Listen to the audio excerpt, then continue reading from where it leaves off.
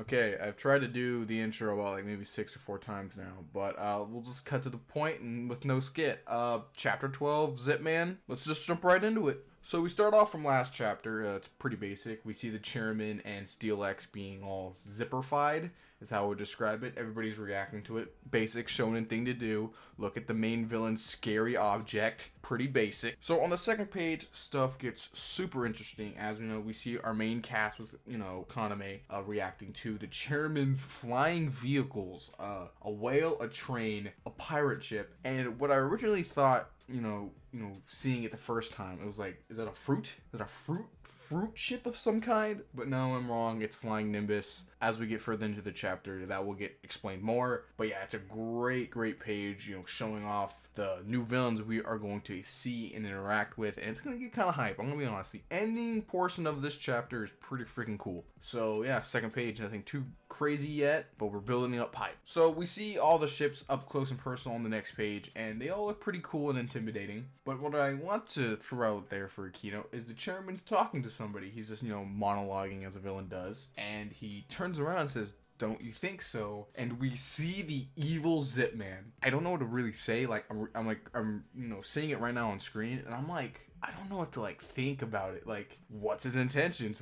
Why is he so mysterious? Is he like the right-hand man to the chairman? Like, there are many questions, that I have about this character, and I really want to know more about him. He seems super interesting. He looks just like Zipman.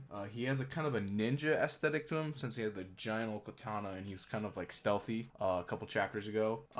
So when he first appeared, by the way. So it's just super interesting. I'm really curious on what the author's going to do with this evil Zipman. So we see the giant flying Nimbus, which I thought was a fruit at first because I'm a dumbass, has made its appearance, and on top of it is a Song Wukong variant in a robot form. You're bound to see it in anime and stuff because, most popular anime, Dragon Ball, Naruto, have, inspirations from Journey to the West, and we are literally seeing a direct correlation to it. His design looks pretty cool. I really like it. Really monkey. I thought of the stupid fucking stinky fucking... Oh, I hate the internet sometimes, honestly. Yeah, but the design looks pretty cool. Pretty cool, ship too, even though it looks like a fruit coming out of the flying Nimbus. I want to keep on saying fruit because it's funny.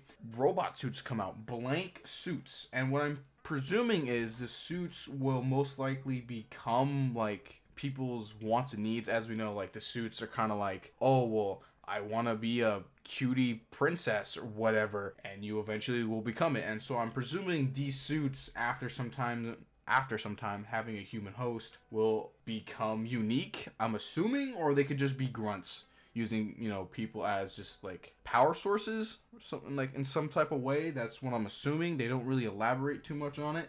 Pretty interesting. It's gonna cause, a little bit of tension here in this chapter. So almost immediately, all the pirate ships, I don't know, just ships, all the unique ships, the whale ship, the train ship, and the pirate ship, all start, dropping these blank suits to absorb people, and they start to do it. And the crew's like, holy crap, it's the same thing that happened to Koshiro. What are we gonna do? They're panicking, basically. And Kaname is like, we'll save them. I'm like, alright, we get you the MC, bro. Just kind of get to saving people instead of talking.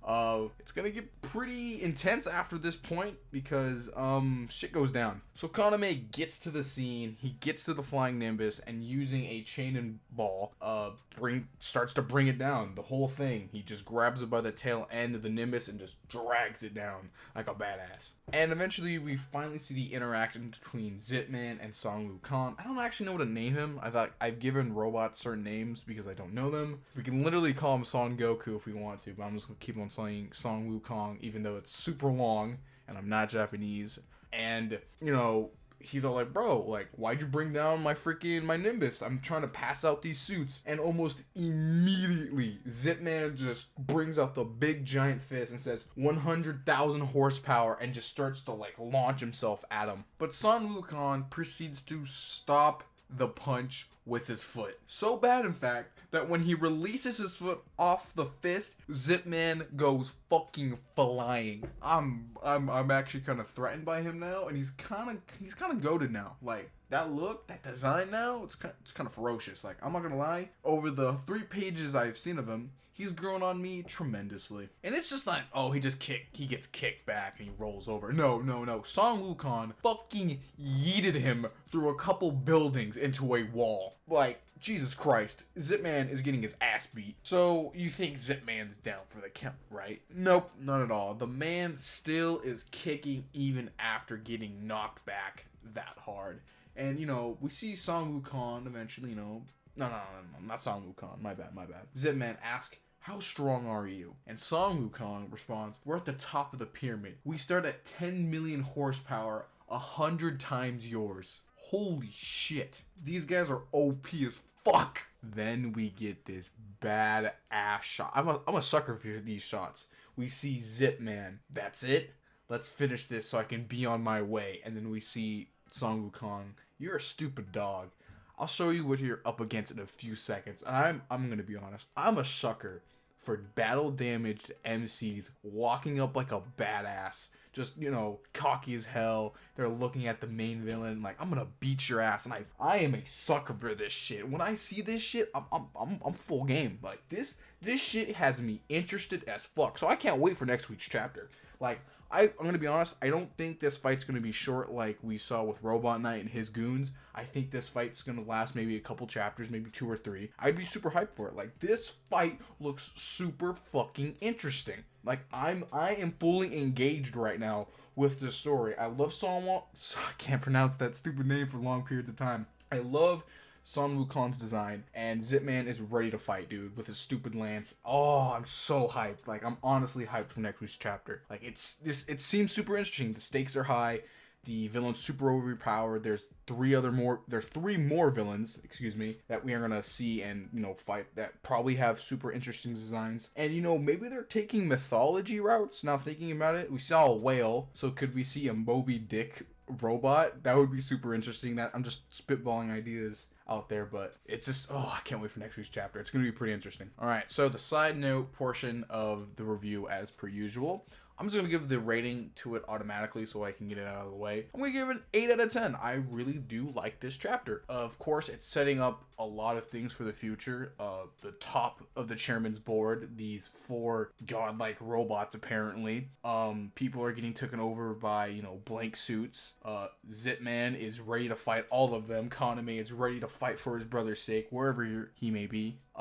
It's getting super interesting. Like, they're building up to a grand fight, and I'm really hoping that we get more information on the evil Zipman, like the robot, the guy that looks like Zipman. He seems super interesting. I don't know what he is though. Like, I'm really hyped to see these super powerful robots fight Kaname. They're not robots, they're people in robot suits. But like, oh dude, I'm like the sheer thought of like these fights getting ready and seeing the art and the just the battle and oh dude, like, I'm just hyping myself up a lot right now, and I really hope this series doesn't get axed or anything. But like, dude, like the art and the fights are gonna be so good. Dude, like I'm fangasming over here. I'm just, dude, I really love this series, and I really love the art, and I really like the whole premise and stuff. Like, it's just super interesting to me. It really is. I just hope this current fight with Song Wukong is super interesting. Because, Song Wukong, if you don't know, has a lot of abilities to him. So, I don't know. Like, I cannot accurately predict what's going to happen in the next chapter, because Song Wukong in Journey to the West is, like, super weird. Like, he has, like, stupid amounts of powers. Like, it's really dumb. And, fighting Zipman is going to be really weird. Like, I don't know, like, I'm just hyped for next week's chapter. I'm hyped for the next upcoming chapters that we don't know anything about. Like, it's gonna be super good. Like, trust me, ladies and gentlemen, if you're not reading Zipman, please do, for the love of God. Like, comment, share, subscribe. Follow me on Twitter. Stay hydrated. See you in the next one, ladies and gentlemen.